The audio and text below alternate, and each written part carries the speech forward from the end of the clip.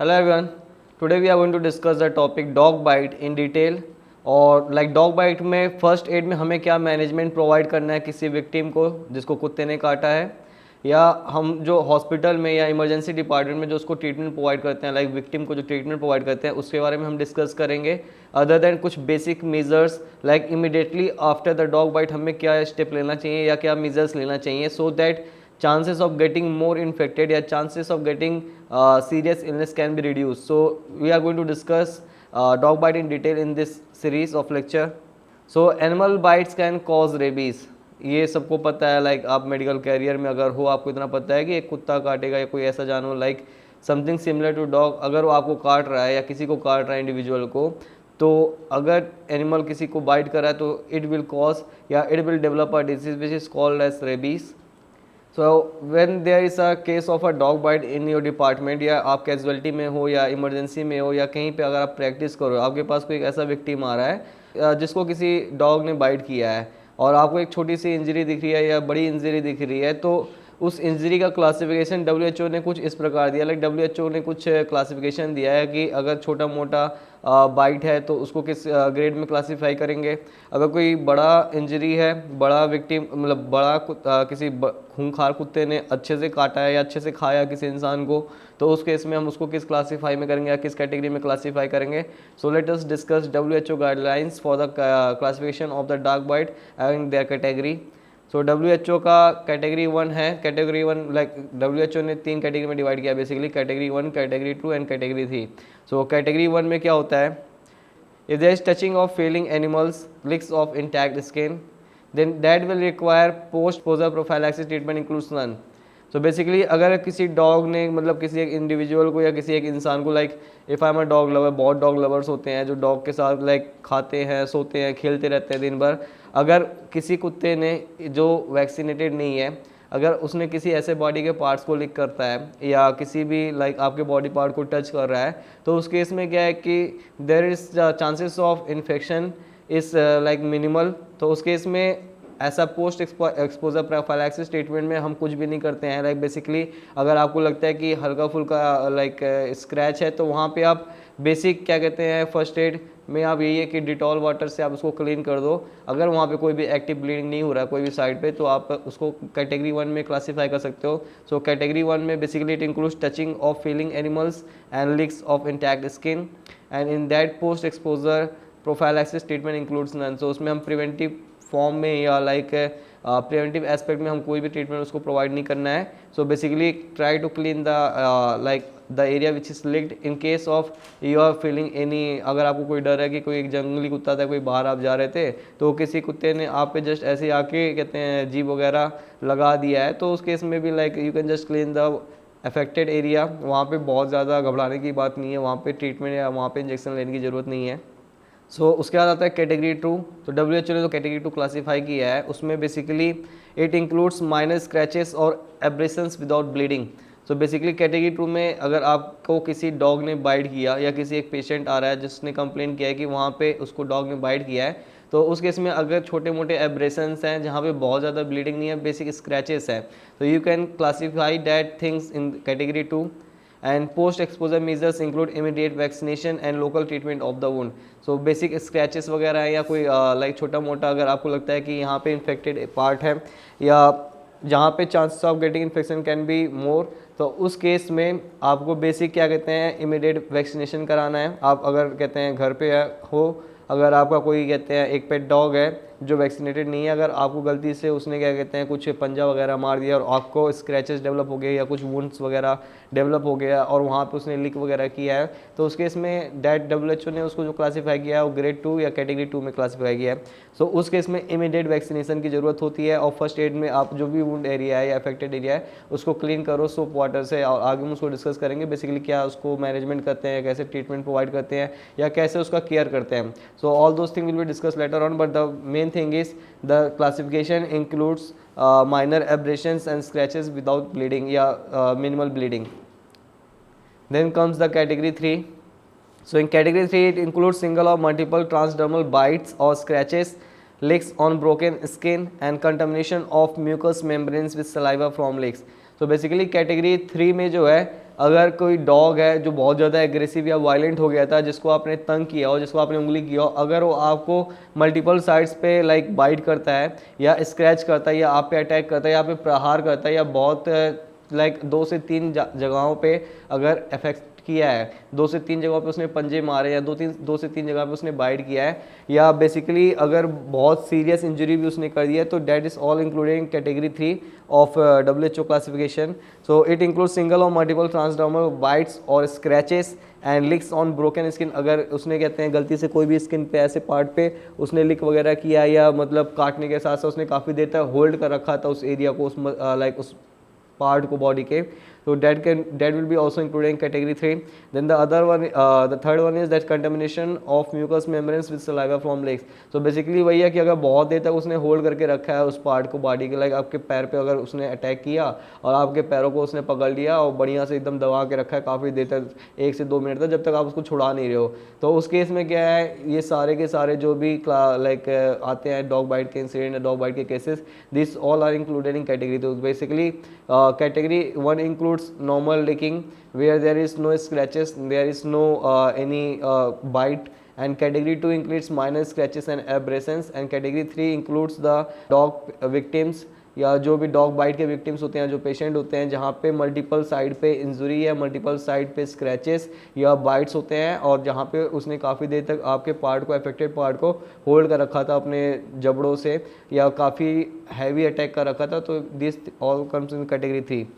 Bites on head, neck, face, hand and genitalia, and exposure to suspected rabbit or wild animals are also included in the category 3. And if there is a bites on head, neck, face and genitalia, अगर आपका जो कहते हैं dog था, pet dog हो या कोई जंगली डॉग हो या गली का कोई कुत्ता, आवारा कुत्ता हो, अगर उसने क्या कहते हैं या सस्पेक्टेड कोई वाइल्ड एनिमल हो जिसको आपको लगता है कि ये मार्केट में या बाज़ार में घूमता रहता है, अगर उसने आप पे प्रहार किया, उसने आप पे अटैक किया, उसने आपको काटा, उसने आप पे क्या कहते हैं आपको इंजर्ड किया, तो उस केस में क्या है कि आपको तुरंत भागना है. कहाँ पे आपको भागना है? नियरेस्ट हॉस्पिटल में, क्योंकि that is the case of medical emergency, जहाँ पे उसको फर्स्ट एड का ट्रीटमेंट या बेसिक ट्रीटमेंट या बेसिक क्योर की रिक्वायरमेंट है. You can not ignore this type of cases. तो ऐसे केस में क्या होता है, आपको तुरंत रश करना है हॉस्पिटल की तरफ. आपके आसपास या आपके साथ में जो भी है, आपके सपोर्ट में है या जो भी आपके रिलेटिव्स हैं, उनको बोलो कि कुत्ते ने काटा है और अभी हमें भागना पड़ेगा हॉस्पिटल में, बिकॉज यहाँ पे मुझे कहते हैं इंजेक्शन वगैरह लगवाना पड़ेगा, टीका वगैरह लगवाना पड़ेगा. तो that case is the case of medical emergency where you have to rush to the hospital in case if the क्या कहते हैं dog has bitten your some part like crucial part of your body like head, neck, face or your genitalia. So in those case you have to rush towards the hospital to get the basic management or basic treatment, and for that you have to rush towards the casualty department or emergency department to get the vaccination and proper management of the wound or affected part. So it is a case of medical emergency. So post exposure prophylaxis measure includes in case of third category. Category 3 में जो भी अगर patient आते हैं उस case में क्या होता है, इमीडिएट वैक्सीनेशन कराना होता है, administer of rabies, immunoglobulin and local treatment of the wound. तो बेसिकली जो अभी बताया था मैंने कि अगर कोई पेशेंट है या कोई विक्टिम है डॉग बाइट का, जहाँ पे कैटेगरी 3 वुंड क्लासिफिकेशन के अकॉर्डिंग उसको लगता है कि हाँ इसको कहते हैं कैटेगरी 3 में क्लासीफाई किया गया है, क्योंकि यहाँ पे मल्टीपल साइड्स पे बाइट है या मल्टीपल साइड्स पे क्या कहते हैं वुंड है या मल्टीपल साइड्स पे इंजरी है, और उसको क्या कहते हैं कैटेगरी 3 में क्या कहते हैं बेसिकली इंजेक्शन देंगे, वैक्सीनेशन देंगे और एडमिनिस्टर ऑफ रेबीज, इम्यूनोग्लोबुलिन, और जो भी वुंड पार्ट एरिया था या अफेक्टेड पार्ट था उसको क्लीन करेंगे, उसको ट्रीटमेंट प्रोवाइड करेंगे. तो let us discuss all this thing और स्टेप ऑफ ट्रीटमेंट और step of management in detail one by one. If dog is normal and live at the end of 5 days, no worry. If dog behaves abnormal and dies, then that may be a chance of like that is a case of rabies, जहाँ पे chances of getting infected and developing rabies disease may be more prominent. So try to watch the dog. जो भी कुत्ते ने काटा है उसको notice करो, उसको ऑब्जर्व करो फॉर एटलीस्ट 5 days. अगर डॉग नॉर्मल है और कहते हैं कुछ एबनॉर्मलिटी नहीं दिखाता है, कुछ ऐसी एक्टिविटी या ऐसी हरकतें नहीं दिखाता है जहाँ पे आपको लगता है कि डॉग सही है, अभी स्टेबल है और उसको कुछ नहीं हुआ है, तो वहाँ पे आप ठीक है, आप थोड़ी सी तसल्ली ले सकते हो। लेकिन if the dog is behaving abnormally and if you have seen that the dog died after 5 days, या आपको लगता है कि हाँ डॉग का कहता है जो 5 दिन पहले था या गांव का जो गली में था कुत्ता अगर अचानक से गायब हो जा रहा है, तो you can just think of it कि there is a chances of getting more of rabies disease. So in that case you have to rush toward the hospital to get the basic management, get the advanced management, and you cannot just ignore the fact that if you are not getting treated, if you are not getting vaccinated, then chances of getting rabies disease is more prominent in you. So try to get immediate vaccination and immediate management in the casualty department of the hospital. Approach to the nearest hospital for basic first aid management of cleaning of the wound, and other than that active immunization. So if dog is unknown और scale give full immunization as for rabies. So basically वही है कि if you have notice a dog जो आपको गली में काफ़ी दिन मतलब डेली दिखता था और आप वहाँ से गुजरे, अचानक आपको डॉग ने कहते हैं अटैक कर दिया, क्या पता कोई पुरानी दुश्मनी उसने निकाला, आपने उसको क्या पता छेड़ा ही होगा कहीं जाते वक्त, आपने उसको तू कर दिया या मतलब कहते हैं उसको पत्थर वगैरह मार दिया या ऐसे ही छेड़ते हुए चले गए, तो उस केस में उसने क्या किया, बदला निकाला। 3 दिन बाद आपको उसने अकेले में पाया अंधेरे में और आपको उसने प्रहार कर दिया और क्या कहते हैं काट के भाग गया। अब भागने के बाद आपको लगा कि चलो ठीक है उसमें छोटा मोटा बस ये कहते हैं स्क्रैच ही है, छोटा मोटी इंजरी है, आपने क्या किया हॉस्पिटल में गया और क्लीन करके अपना वुंड वगैरह लेके आप आ गए वापस। बट वहाँ पे क्या है कि 5 दिन बाद अगर वो कुत्ता अचानक से गायब हो जा रहा है, मार्केट में अवेलेबल ही नहीं है, उसका जो क्या कहते हैं हर दिन दिखता था आज वो गायब हो गया अचानक से, तो वहाँ पे आपको ये समझ जाना चाहिए कि हाँ कुछ तो हुआ होगा उस कुत्ते के साथ जो अचानक से 5 दिन में गायब हो गया। कहीं ऐसा तो नहीं और रेबीज़ आपको इन्फेक्ट कर दिया, आपको वरदान में रेबीज़ देके चला गया हो, तो वहाँ पे क्या है घबराने की ज़रूरत है। वहाँ पे ऐसे आप तसल्ली से रिलैक्स होकर नहीं बैठ सकते, आपको हॉस्पिटल जाना है, आपको डॉक्टर को इन्फॉर्म करना है, आपको हेल्थ प्रोफेशनल को इन्फॉर्म करना है, वहाँ पर बताना है कि जो कुत्ता मुझे काटा था वो अचानक से लापता हो गया, गायब हो गया है, उसको तो हम खोज नहीं सकते, उसको तो हम पता नहीं मिलेंगे कि नहीं मिलेंगे, लेकिन अभी मेरा क्या और अभी मेरे को डर लग रहा है, तो get the health professional acknowledgement, उसको एक्नॉलेज करो, उसको पूरा बातें बताओ, पूरी बात बताने के बाद वहाँ पे ट्रीटमेंट लो प्रॉपर, पूरा जो इम्यूनाइजेशन शेड्यूल के होता है रेबीज़ वैक्सीनेशन का, उसका एंटी रेबीज़ वैक्सीनेशन का, उसको आप वहाँ से लो। और डॉक्टर्स का क्या हेल्थ प्रोफेशनल का, इफ डॉग इज अननोन और skill give full immunization as for rabies. So try to get the complete immunization as per rabies if the dog is unknown, yeah, if you just miss the dog, yeah, dog is lost, yeah, dog is killed. So it is most important to watch the dog for the next 5 days. So if the case is वही जो अभी इतने देर से बताते आ रहा हूँ कि कोई भी डॉग है जिसने आपको काटा, जिसने आप पे अटैक किया है, उसको ऑब्ज़र्व करो, उसको नोटिस करो कि उसकी जो एक्टिविटीज़ है, उसका जो रवैया था वो कितना बदला है कि नहीं बदला, या जो डॉग था या जो भी मतलब बेसिक पपी था वो नॉर्मल है कि नहीं है। अगर वो नॉर्मल बिहेव कर रहा है तो everything is fine, you can just receive the basic treatment. But if the dog is behaving abnormally, try to get the complete immunization as per the rabies schedule. And it is very much important to watch the dog for the next 5 days when you are bitten by the dog on a day. Like अगर आज कटा है तो कम से कम 5 से 6 दिन 7 दिन तक आप उस डॉग को ऑब्जर्व करो, उसको नोटिस करो कि उसकी एक्टिविटी कितना चेंज हुआ है।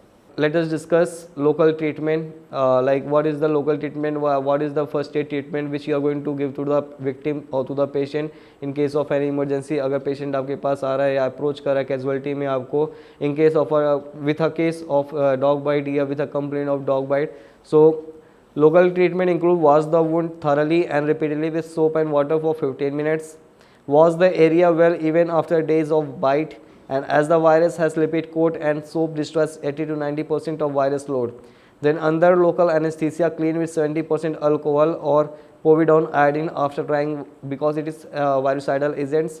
So basically as soon as the patient or the victim approaches to you in the department, in the casualty or in the emergency department, first thing is instruct the victim to clean the wound thoroughly with soap water, अंदर tap water या running water के नीचे उसको लेके आ कहते हैं अच्छे से साफ़ करे, उस अफेक्टेड एरिया को अच्छे से वुंड को साफ़ करे थ्रू क्या कहते हैं टैप वाटर और रनिंग वाटर विथ सोप। और उसको साफ़ करने के बाद the next thing is when there is wash the area well even after days of bite, like it's not like कि आज कर लिया तो उसके बाद कल नहीं करना है, you have to continuously wash the affected area या bitten area for continuously for various days, काफ़ी दिनों तक आपको उसको साफ करना है, because virus has a lipid code and soap destroys 80 to 95। Virus का जो लिपिड कोड होता है वो सोप से इजीली डिस्ट्रॉय हो जाता है, तो जितना आप सोप से साफ़ करोगे, सोप और पानी से साफ़ करोगे हर दिन, तो उतना chances of killing that affected area, affected agent is more, और ये बढ़ जाता है, इंक्रीज हो जाता है।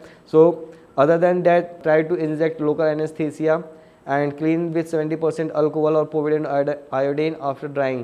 so basically कहते हैं जो एरिया था जहाँ पे कहते हैं डॉग ने बाइट किया था, या जो वुंड डेवलप हुआ है या जो इंजरी डेवलप हुआ है, उस एरिया में अगर काफ़ी बड़ा वुंड है या काफ़ी ऐसा इंजरी है जहाँ पे अगर आप टच लगा रहे हो पेशेंट को, विक्टिम को, तो बहुत ज़्यादा चिल्ला रहा है या चिल्ला रही है, तो उस केस में क्या होता है कि आप सबसे पहले क्या कहते हैं वहाँ पे लोकल एनेस्थीसिया इंजेक्ट कर दो, सो दैट जब आप क्लीन कर रहे हो तो वहाँ पे पेशेंट आपको बार बार परेशान ना करे या बहुत ज़्यादा हरकतें ना करे, लाइक कि बहुत ज़्यादा दर्द कराए या बहुत ज़्यादा ये हुआ है एक्सवाइजेड जो भी है। तो वहाँ पे बेसिकली क्लीन करना है वुंड को, पहले तो सोप वाटर, रनिंग वाटर से क्लीन करो या उसको इंस्ट्रक्ट करो कि क्लीन करके आओ। Other than that, if the area is so much affected या इंजरी बहुत ज़्यादा है, तो वहाँ पे लोकल एनेस्थीसिया इंजेक्ट करके फिर उसके बाद क्लीन करने की कोशिश करना है। Clean, try to clean with povidone iodine solution, या जो भी अल्कोहल वगैरह 70% अल्कोहल स्प्रिट वगैरह जो भी वहाँ पे रखा है उससे क्लीन करके उसको अफेक्टेड, बिकॉज ये जब आप क्लीन करोगे तो उसके बाद काफ़ी पेन्स का सेंसेशन जो है बहुत ज़्यादा रहेगा, तो इसलिए एनेस्थीसिया, लोकल एनेस्थीसिया इंजेक्ट करके क्लीन करना ज़्यादा प्रीफरेबल होता है, ज़्यादा अच्छा होता है। कभी कभी होता है कैजुअलिटी में कि कोई भी पेशेंट आता है डॉग बाइट का ऐसा ऐसा होता है और वहाँ पे रहता है, तो वहाँ पे लोग ऐसे ही क्लीन कर देते हैं या ऐसे डायरेक्टली बीटाडीन से साफ़ कर देते हैं, तो वहाँ पे ये गलती ना करो आप, यहाँ पे वो गलतियाँ मत दोहराओ। सबसे पहले क्लीन कराना सोप वाटर से, उसके बाद try to inject anaesthesia, local anaesthesia, and उसके बाद उसको क्लीन करके जो अफेक्टेड एरिया, अफेक्टेड वुंड को है उसको क्लीन करो। इन केस ऑफ सुचरिंग क्या करना है कि नहीं करना है उसको हम आगे डिस्कस करेंगे, कहाँ पे करना है सुचरिंग और कहाँ पे नहीं करना, और अगर करना है तो कैसे करना है, उस सब चीज़ों को हम आगे डिस्कस करेंगे। नाउ द थिंग कम्स कि हमें सुचरिंग कहाँ पे करनी है और कैसे करनी है। Do not suture contused lacerated wound if small, if large continuous lacerated wound then suture loosely with drain। Do not suture wounds unless they are on face and have irrigated thoroughly and under the cover of local anti-rabies immunoglobulin। In other areas if required, suture it after 24 to 48 hours under the cover of local anti-rabies immunoglobulin। So basically अगर छोटे मोटे कंट्यूस lacerated wound है तो वहाँ पे suturing की ज़रूरत नहीं होती है। अगर लार्ज एरिया अफेक्टेड है, लार्ज वुंड है, कंट्यूस लैसरेटेड वुंड अगर ज़्यादा बड़ा है तो उस केस में सुचरिंग करेंगे, लेकिन बहुत लूज सुचरिंग करेंगे और प्रॉपर इरिगेट करके प्रॉपर एरिया को क्लीन करके एक लूज सुचर करेंगे और ड्रेन करेंगे प्रॉपर एरिया, अफेक्टेड एरिया को क्लीन करने के बाद। और other than that do not suture wounds unless they are on face, like अगर फेस वगैरह पे वुंड नहीं है या मतलब अगर फेस वगैरह पे, तो उस केस में क्या कहते हैं अच्छे से थॉरली इरिगेट करो, थॉरली क्लीन करो इस अफेक्टेड पार्ट को, और उसके बाद वहाँ पे लोकल एंटी रेबीज इम्यूनोग्लोबुलिन का इंजेक्ट करके उसके बाद ही सुचर करना है। Directly like you can not कहते हैं बिना क्लीन किए आप डायरेक्टली सुचर नहीं कर सकते हो। अगर फेस पे है, अगर फेस पे है तो since is a case of emergency तो वहाँ पे आप सुचर कर सकते हो, लेकिन अगर कर रहे हो तो अच्छे से कहते हैं पहले थॉरली क्लीन करो, थॉरली इरिगेट करो, और उसके बाद वहाँ पे लोकली क्या कहते हैं एंटी इम्यूनोग्लोबुलिन्स होते हैं उसको इंजेक्ट करो, और एंटी रेबीज इम्यूनोग्लोबुलिन्स इंजेक्ट करने के बाद ही फिर उसके बाद सुचर करना है। Other than that if other areas if required suture, अगर ऐसा कोई पार्ट है बॉडी का जहाँ पे अगर सुचर की रिक्वायरमेंट है भी तो 24 से 48 घंटे का समय होता है आपके पास। Try to first clean the wound, उसको बेसिक इम्यूनाइजेशन दे दो, उसके बाद क्या कहते हैं जो लोकल अफेक्टेड एरिया उसको अगर क्या कहते हैं आप सुचर करना चाह रहे हो तो 24 से 48 घंटे के बाद पहले वहाँ पे एंटी रेबीज इम्यूनोग्लोबुलिन इंजेक्ट करना है और उसके बाद ही सुचर करना है उस एरिया को। तो suture it after 24 to 48 hours under the cover of local anti rabies immunoglobulin. So after the injection of local anti rabies immunoglobulin you are free to suture. In case of the part is affected, मतलब ऐसा face के अलावा अगर कोई body का part affected है तो उस केस में आप ये चीज़ फॉलो करना है। So do not touch the wounds with bare hands, x-ray and other imaging to exclude fracture for foreign body and joint space involvement and give antibiotics depending upon the type of wounds. So basically it means कि आपको जो भी affected area है, जो भी part है injury का, wound injury जहाँ पे भी है वहाँ पे आप you can not touch with bare hands. Bare hand से टच करोगे तो वहाँ पे चांसेस ऑफ क्रिएटिंग या chances of spreading infection will be more. Infection बढ़ाना नहीं है, क्योंकि आपके जो बेयर हैंड होता है उससे आपको क्या कहते हैं पेशेंट को, सामने वाले को आप तकलीफ दे सकते हो। तो try to clean your hands, put on gloves, उसके बाद ही वुंड्स को कहते हैं हैंडल करना है, वुंड इंजरी को हैंडल करना है या वुंड का ट्रीटमेंट करना है। और अगर ऐसा लगता है कि कुत्ता बहुत खूंखार था, उसने बढ़िया से अच्छे से खाया है, अच्छे से काटा है पेशेंट को या विक्टिम को, तो उस केस में try to get an x-ray of the area. अगर आपको लगता है कि वहाँ पे ऐसा हो सकता है कि कुछ पार्ट्स रह सकते हैं बॉडी के या कुछ या बोन वगैरह को उसने मतलब फ्रैक्चर वगैरह हो, तो try to rule out fracture वगैरह तो नहीं हो गया कि उसने बहुत अच्छे से अटैक कर दिया है, या कोई फॉरेन बॉडी तो वहाँ पे नहीं रह गया अंदर, या कोई ऐसा पार्ट रह गया बॉडी का जो आप कहते हैं बिना क्लीन किए, बिना एक्सक्लूड किए, बिना आप प्रॉपरली जान पहचान या जानकारी लिए आपने डायरेक्टली सुचर कर दिया और बाद में वो पार्ट और अफेक्ट हो गया और इन्फेक्टेड हो गया। So try to rule out all these things before providing a suture in case of large wound या large injury। वहाँ पे आप प्रॉपर एक्सरे वगैरह करके तसल्ली लेने के बाद ही इसको कहते हैं सुचर करना है। और give antibiotics depending upon the type of wounds. अगर वुंड इंजरी काफ़ी ज़्यादा है तो उस केस में आप एंटीबायोटिक्स दे सकते हो depending upon the type of wounds. Late us discuss now the other treatments की मतलब other than this was the basic treatment कि हमें कहाँ पे सुचर करना है या फर्स्ट एड कहाँ पे देना है और फिर कैसे हम उसको हैंडल करेंगे अगर इमरजेंसी में कोई पेशेंट आ जाता है या कैसे कैजुअलिटी में मैनेज करेंगे, ये हमने बेसिकली अभी देखा। बट अभी उसके अलावा और क्या क्या ट्रीटमेंट होता है या और क्या क्या मैनेजमेंट होता है जो हमें कहते हैं एक डॉग बाइट के पेशेंट की विक्टिम को हमें देना होता है, कैसे मैनेज करना होता है, उसको भी हम समझने की कोशिश करेंगे, डिटेल में देखने की कोशिश करेंगे। So basically first one is active immunization. Inject tetanus toxoid IM if previously vaccinated and not received booster in last 5 years. Antibiotics like capsule amoxiclav 625 mg TID for 5 days in all bites. If allergic, ciprofloxacin or macrolides can be given. तो basically क्या कहते हैं कोई भी patient है, कोई भी victim हमारा डॉग बाइट का, तो सबसे पहले टेटनस इंजेक्शन देना है, प्रोफाइलैक्सिस मैनेजमेंट देना है एक प्रिवेंटिव पॉइंट ऑफ व्यू से। तो आपको इतना क्लियर होना चाहिए कि डॉग बाइट का पेशेंट है तो टेटनस तो देना ही देना है। रूल आउट करो कि ऐसा तो नहीं है कि उसने लास्ट टेटनस वैक्सीनेशन कब दिया था या लास्ट उसने टेटनस का इंजेक्शन उसको कब इंजेक्ट हुआ था। If previously vaccinated and not receive booster in last, like अगर उसने 4 से 5 साल के बीच में मतलब कहते हैं काफ़ी पहले या 4 से 5 साल हो गए हैं उसको कभी टेटनस का इंजेक्शन नहीं लिया उसने, तो उस केस में आते ही पेशेंट को सबसे पहले टेटनस का इंजेक्शन ठोकना है। Other than that what is the antibiotics, हमने अभी पीछे देखा था कि in the case of the wound injury depending upon the type of wound we have to provide the antibiotics. So in this case tablet amoxiclav 625 mg is most preferred. It is given TDS twice a day and other than that it is given in all the type of bites, कैसा भी bite हो, छोटा bite हो, छोटी injury हो, बड़ी injury हो, इस can be given all the types. अगर कोई पेशेंट है जो इससे कहते हैं रेजिस्टेंस है जिसके बॉडी में या इफ एलर्जिक है ये एमोक्सिक्लेव के, तो in that case you can give ciprofloxacin और macrolides, it can be given easily.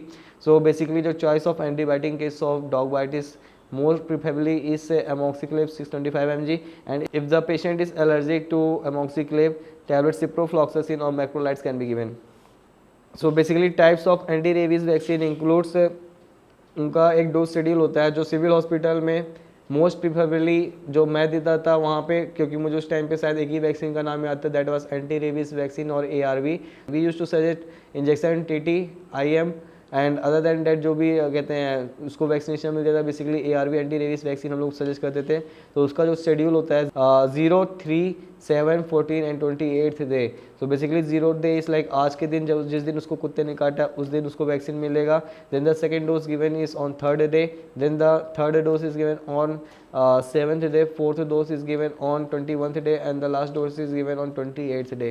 तो let us discuss types of anti rabies vaccine available. So first one is PCECV, it is Rabipur के नाम से रेबीप्योर के नाम से आता है। इट इज़ फुल फॉर्म क्या है PCECV का, purified chick embryo cell vaccine. Its dose is 2.5 international unit dose per ml and it is given और इंजेक्टेड IM ऑन थाई और डेल्टाइड मसल्स। तो बेसिकली PCECV जो वही होता है रेबीप्योर के नाम से आपको पता होगा, इसलिए आप जब अगर प्रैक्टिस करोगे कहीं पे किसी हॉस्पिटल में या आपने इंटर्नशिप वगैरह में या किसी भी आप क्या कहते हैं अच्छे हॉस्पिटल में भी प्रैक्टिस करो तो वहाँ पे ये इंजेक्शन आपको पता ही होता है कि कोई भी डॉग बाइट का पेशेंट आता है तो उस केस में जो मतलब जो बहुत ज़्यादा ड्रग ऑफ चॉइस है वो है PCECV या रेबीप्योर। सो इसका फुल फॉर्म क्या है, purified chick embryo cell vaccine. इसका डोज क्या है 2.5 international unit dose per ml और इसका जो साइट ऑफ इंजेक्शन है वो है थाई और deltoid and it is given through IM route. Then the next one is HDCV और Rabivac, human diploid cell vaccine और cell culture vaccine 2.5 international unit dose per ml. It is injected on the thighs, anterolateral or deltoid muscles, and it is injected through IM route. So never give this injection on gluteal region. So basically my target इस कि मैं आपको तो उसका dose और site तो बता रहा हूँ, लेकिन क्या गलतियाँ होती हैं जो बेसिकली लोग करते हैं, दे यूज टू गिव, कोई भी वैक्सीन होता है अगर आपको नहीं समझ में आते, आपको नहीं क्लियर है, तो आप डायरेक्टली क्या करते हो, उसको कहते हैं लिटाते हो और कहते हो कि भैया लेट जाओ, पीछे से कपड़े उठाए और फिर उसको वहाँ पे ठोक देते हो ग्लूटियल मसल्स पे. तो like there is certain vaccinations या certain vaccine which should not be given on the gluteal region, on the gluteal muscles. So that is HDCV, that is Rabivac, human diploid cell vaccine. इसका जो site of injection है वो है एंटीरियोलैटरल और deltoid muscles on the anterolateral side on the thighs and deltoid muscles, or basically it is given through IM route, so it is not injected on the gluteal region. Then the next one is PVRV, that is Virorab, purified vero cell rabies vaccine. इसका dose है 0.5 ml and it is given IM और 0 ml is given ID. So basically ये PVRV है या purified वेरो cell rabies vaccine है, इसका जो site है एक है, या तो आप IM दे सकते हो या ID देते हो. तो अगर IM दे रहे हो मतलब इंटर मस्कुलर दे तो उस केस में आप 0.5 ml इंजेक्ट करोगे, अगर इंटरडर्मल दे तो उस केस में 0.1 ml इंजेक्ट करोगे. सो उसके बाद जो आता है injection Rabipur is given 6 injection on first day, third day, first week, second weeks and 1 month and 3 months.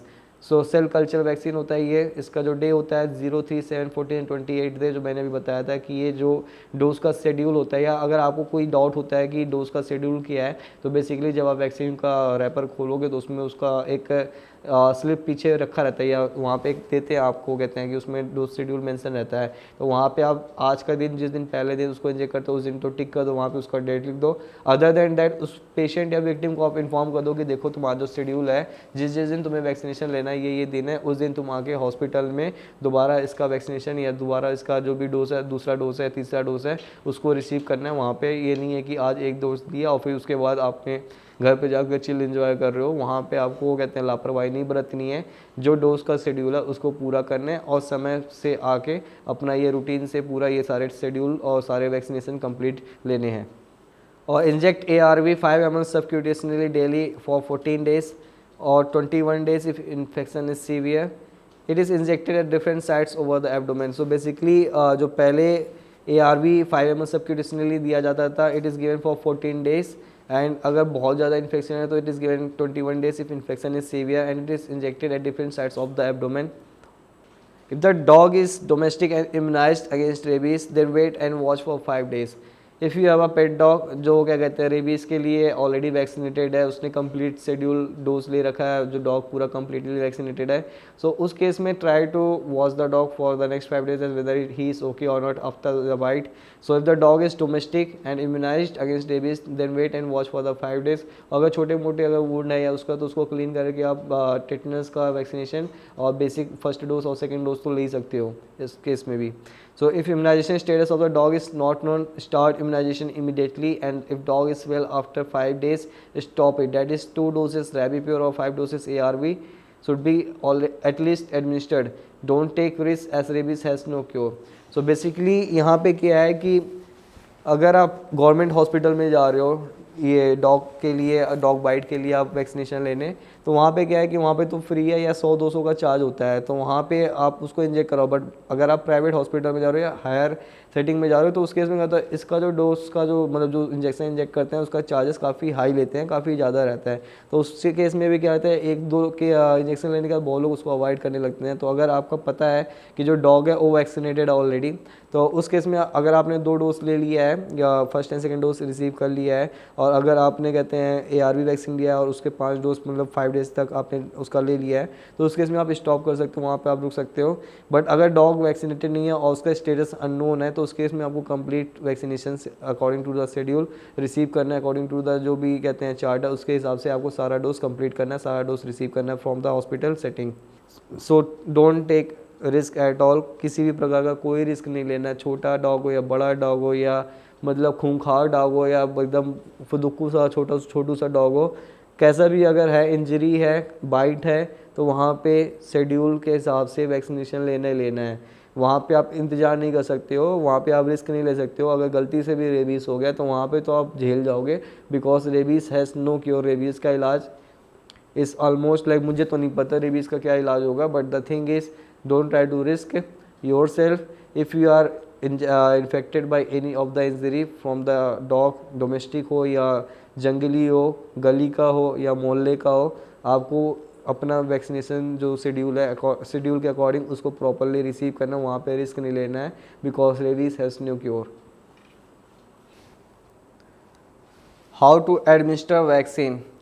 So basically जो भी वैक्सीनेशन देते हैं हम, एंटी रेबीज़ वैक्सीन या जो भी XYZ वैक्सीन हम उसको कोई भी पेशेंट को, डॉग बाइट के विक्टिम को प्रोवाइड कर रहे हैं, तो हम उसको कैसे एडमिनिस्टर करेंगे पेशेंट को या विक्टिम को, कैसे मतलब किस रूट पे देंगे, या कैसे मिक्सिंग वगैरह करेंगे, या कैसे उसको इंजेक्ट करेंगे, किस साइड पे इंजेक्ट करते हैं, कैसे वैक्सीनेशन को देते हैं, और क्या क्या कॉन्ट्राइंडिकेशन और क्या क्या चीज़ें, बेसिक चीज़ें होती है जिसका हमें ध्यान रखना चाहिए। सो let us discuss all those points in this slide, कि हमें कैसे पेशेंट को, विक्टिम को जो भी है डॉग बाइट का, उसको कैसे वैक्सीन एडमिनिस्टर करना है और कैसे उसको प्रोवाइड करना है proper immunization therapy.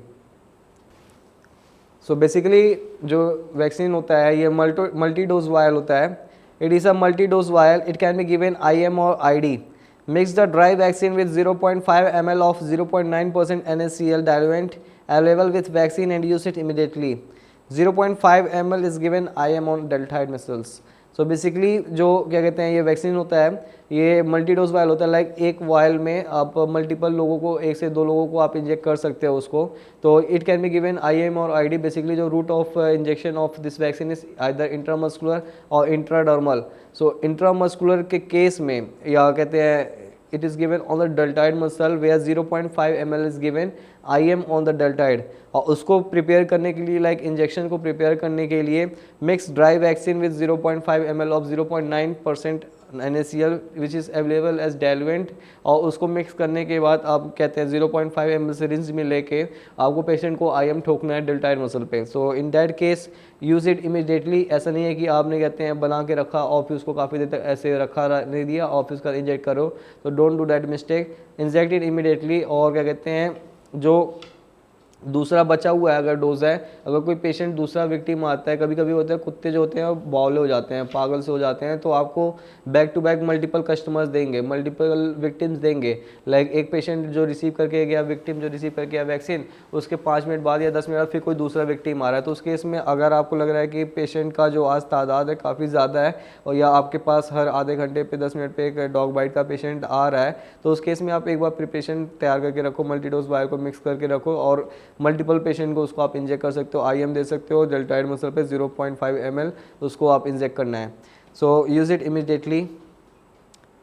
For ID route, the reconstituted vaccine of 0.1 ml is given at 2 different lymphatic drainage sites, usually on left and right arm. Vaccine administered ID must raise a visible and palpable bleb in the skin. If accidentally given subcutaneously or IM, then a new ID dose should be given. So basically if you are giving ID route से अगर आप उसको vaccination provide कर रहे हो, और अगर वहाँ पे जैसे ही इंजेक्ट करते हो आप ID रूट के इंट्राडर्मल रूट से आप इंजेक्ट करते हो, तो वहाँ पे एक छोटा सा एक ब्लेब बन जाता है स्किन पे, एक छोटा सा उभार सा हो जाता है। आपको इसे उंगलियों से फील करोगे तो आपको अच्छे आसानी से फील हो जाएगा। तो अगर ब्लेब बन रहा है, एक पैल्पेबल ब्लेब बन रहा है स्किन पे, तो वहाँ पे कन्फर्मेशन है कि आपने ID रूट सही से दिया है। अगर ब्लेब नहीं बन रहा है तो उस केस में कहते हैं आपको ये समझना चाहिए कि उसको ID रूट से वैक्सीनेशन नहीं मिला है, तो आपको फ्रेशली फिर से एक बार कोशिश करना है ID रूट से देने के लिए। दूसरा इंजेक्शन आप प्रिपेयर करो और उसको ID रूट से दो at 2 lymphatic drainage side at the both side of the arm, दोनों आर्म पे, 2 साइड पे 0.1 ml आपको इंजेक्ट करना है थ्रू ID रूट।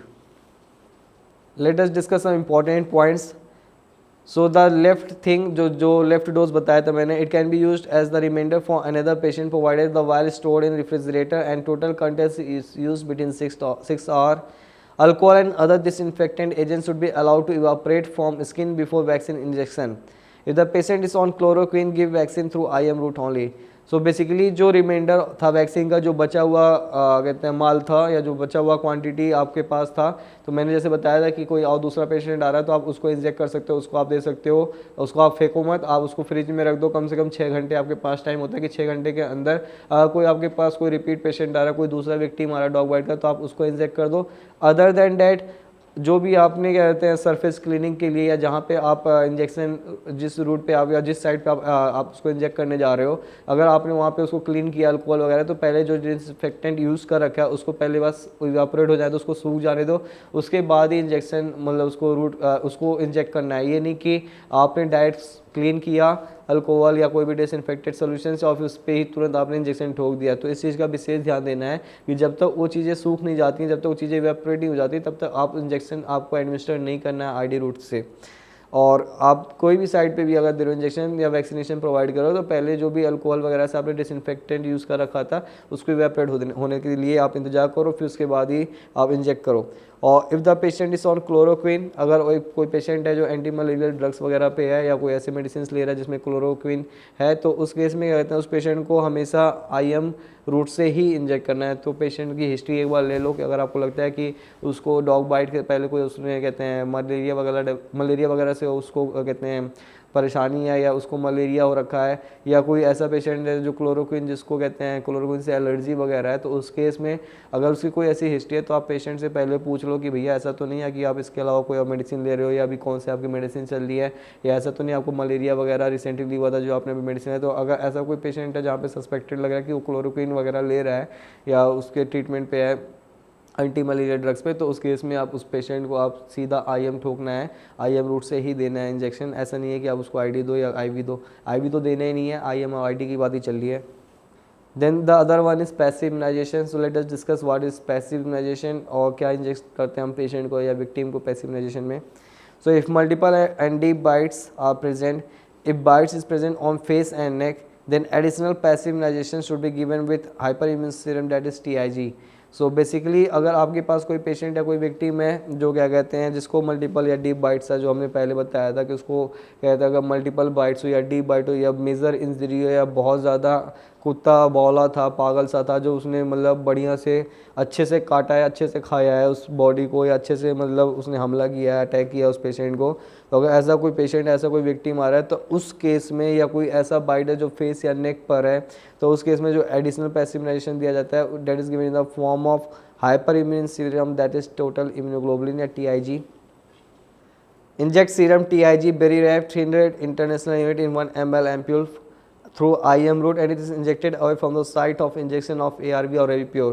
सो बेसिकली जो आप TIG और वेरीरैप इंजेक्शन के नाम से जो भी आप इम्यूनोग्लोबुलिन्स प्रोवाइड कर रहे हो, उस केस में जहाँ पे आपने एंटी रेबीज वैक्सीन दिया था उस साइड पे आप उसको इंजेक्ट मत करो। Always try to inject it away from the site of injection, जहाँ पे आपने कहते हैं ARV दिया है या कोई भी दूसरा वैक्सीन दिया है, उस वैक्सीन के साइड पे उस एरिया पे आप ये TIG नहीं देना है, उसके अलावा दूसरे कोई साइट आप खोजो और उस पर इंजेक्ट करो उसको। Serum TIG 1 ml is applied locally to the wound or inflated around and into the wound, and other half is given IM। So basically when you are injecting TIG तो 1 ml के आसपास होता है, वो wound पे locally apply करते हैं, या जो वुंड है अगर लाइक यहाँ पे समझ लो एक डॉग बाइट है जो बहुत मेजर डॉग बाइट है, यहाँ पे लाइक डॉग ने अच्छे से खा लिया, तो यहाँ पे अगर खाने के बाद क्या करना है कि या काट लिया या बाइट दे दिया या इंजरी दे दिया, तो जो भी अफेक्टेड एरिया है यहाँ पे आप TIG से आप उसको इन्फिल्ट्रेट करोगे, इसके साइड में पूरे वुंड के आप अच्छे से इंजेक्ट करोगे, मल्टीपल बार इंजेक्ट करोगे, सो दैट आप उसको अच्छे से इन्फिल्ट्रेट करो, अच्छे से उसको इंजेक्ट कर रहे हो। Other than that other half जो बच रहा है, लाइक अगर एक वायल में आपने प्रिपरेशन किया है TIG का, तो एक सिरिंज में जो आपने पूरा इंजेक्शन भरा है, तो आधा तो आप IM दोगे और आधा जो वो कहते हैं कॉन्स्टिट्यूएंट है उसको वुंड के पूरे साइड में पूरा अच्छे से इन्फ्लेटेट करने के लिए यूज़ करेंगे और अच्छे से वुंड को क्लीन करने के लिए वुंड में इंजेक्ट कर देंगे। If serum TIG is given to booster doses of ARV must be given every 10 days after the 14 or 21 day course. Dose of Revipure is not affected।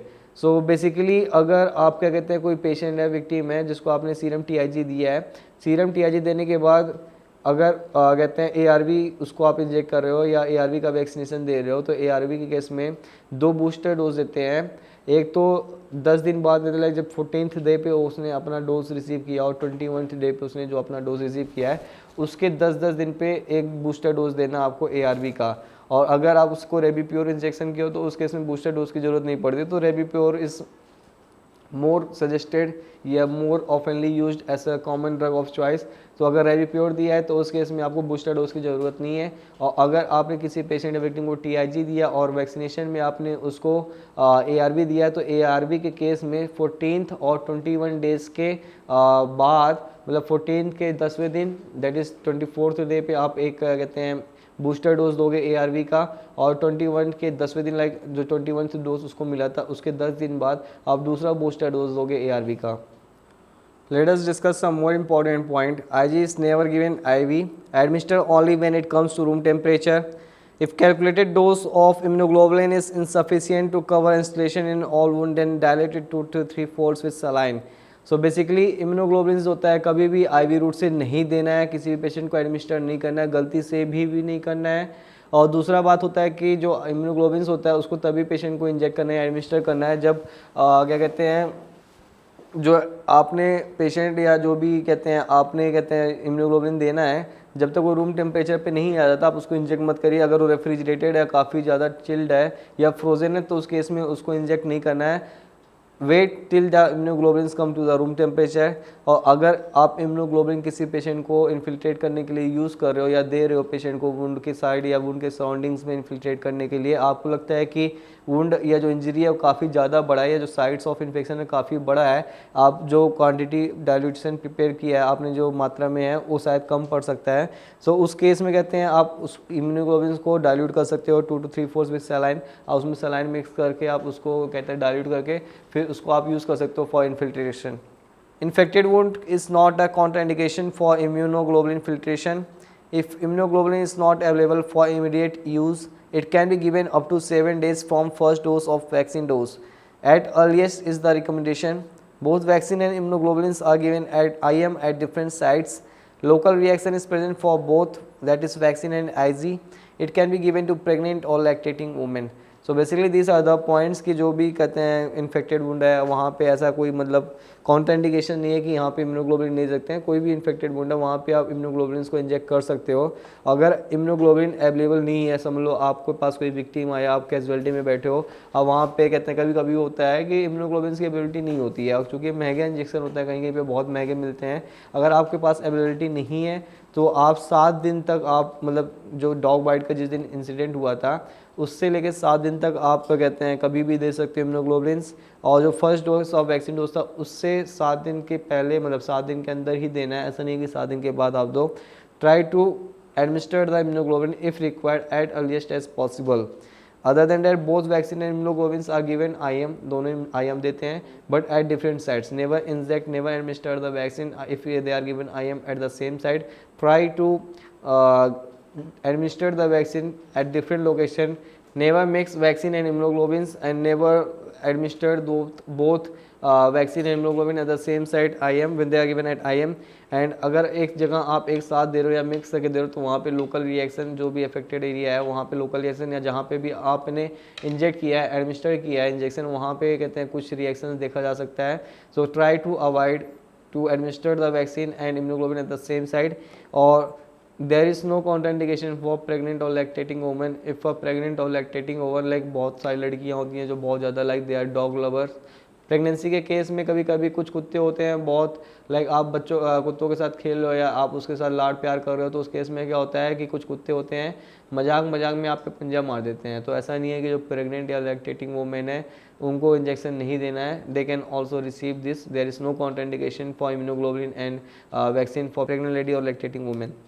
So for preventive care, person exposed to rabid animals, that is veterinary surgeons and animal handlers must take prophylactic vaccine, that is self culture vaccines. Inject Rabipur 1 ml on days 0, 7, 21 and 28 in first year and then every 3 years. So basically अगर कोई भी आप health professional हो, जो veterinary doctors होते हैं या कोई ऐसे होते हैं जो केयर टेकर्स होते हैं या जो कुछ रन करते हैं जहाँ पे बहुत सारे रन मतलब कुछ ऑर्गेनाइजेशन रन करते हैं जहाँ पे उन्होंने बहुत सारे स्ट्रे एनिमल्स या लोकल या जंगली एनिमल्स जिन्होंने उन्होंने गोद ले रखे रहते हैं, तो कभी कभी क्या होता है कि सब कुछ सही है, प्यार अगर है किसी कुत्ते जानवर या किसी चीज़ के लिए आप उसको रखो, डॉग लवर बनो, but try to take a preventive measure. आपको भी क्या कहते हैं, हर अगर आपको लगता है कि आपका जो एक्सपोज़र है इन एनिमल्स के पास काफ़ी ज़्यादा रहता है या आपको छोटे मोटे हमेशा स्क्रैचेस वगैरह होते हैं, तो हमेशा प्रिवेंटिव एस्पेक्ट्स की वजह से हमेशा वैक्सीनेशन लेके रखना चाहिए। उस केस में क्या होता है कि रेबीप्योर आप 1 ml inject cross 0, 7, 21 and 28 day पे और फर्स्ट ईयर और एवरी 3rd ईयर पे हमेशा एक ऐसा प्रिवेंटिव एस्पेक्ट फॉर रेबीज़ आपको कहते हैं वैक्सीन का एडमिनिस्ट्रेशन या वैक्सीन को आपको रिसीव करना चाहिए, लेना चाहिए। सो व्हाट इज़ रेबीज़, हमने लाइक रेबीज़ के लिए हमने इतना सारा वैक्सीनेशन पढ़ा, एंटी रेबीज़ वैक्सीनेशन क्यों दिक्कत, मतलब क्यों ट्रीटमेंट जरूरी है, वैक्सीनेशन क्यों जरूरी है, फर्स्ट एड में या इमरजेंसी में मैनेजमेंट में एंटी रेबीज़ वैक्सीन क्यों देते हैं। So basically rabies is a disease which is caused by lick by rabid animals on abraded skin and intact mucosa can cause rabies. So basically if there is a lick by rabid animals like dog, monkey और cat, उस case में क्या होता है कि अगर उन्होंने लिक किया है या कोई ऐसे ओपन स्पेस या इंटैक्ट स्किन पे लिक किया तो वहाँ पे चांसेस ऑफ गेटिंग इन्फेक्टेड या chances of getting rabies disease is more. So clinical features of rabies include pain and tingling sensation at the bite site. It includes prodromal symptoms for 3 to 4 days, later hydrophobia or aerophobia, and it is followed by stage of paralysis or coma. So देखो coma तक अगर बात जा रहा है, paralysis तक बात जा रहा है, हो सकता है डेथ भी हो सके। तो रेबीज़ जो है बहुत खतरनाक बीमारी है, इससे समझ जाओ। उस पेशेंट को हाइड्रोफोबिया डेवलप होगा, पेन वगैरह रहेगा, जो भी अफेक्टेड साइड या जो वुंड साइड रहता है वहाँ पे उस पेशेंट को पेन रहेगा, टिंगलिंग सेंसेशन होगा। प्रोड्रोमल सिम्टम्स में कुछ भी उसको लाइक फीवर वगैरह हो सकता है, हेडेक वगैरह हो सकता है, और फिर उसको लेटर मतलब बाद में धीरे धीरे हाइड्रोफोबिया डेवलप होगा, उसको पानी से डर वगैरह रहेगा, हमेशा पानी से डरा डरा रहेगा। फिर धीरे धीरे पैरालिसिस कंडीशन डेवलप होता है और अल्टीमेटली वो पैरालिसिस के बाद कोमा स्टेज में जाता है। और जब वो कोमा स्टेज में जाए तो coma is almost equal to when the person is inactive, when the person is unaware of the thing what is happening in their surrounding, when a person is not able to move, when a person is unconscious or in a stage where he is not aware about his surrounding, then it is almost like कि ख़त्म ही है, dead ही है patient. अगर आप दिन भर bed पे पड़े रहते हो, जब आपको होश नहीं है, कोमा में चले जा रहे हो, हाइड्रोफोबिया डेवलप हो जा रहा है, डेथ हो जा रही है, तो इससे खतरनाक बीमारी तो मुझे नहीं लगता है कोई होगा। Rabies is a very dangerous बीमारी विच हैज़ नो क्योर।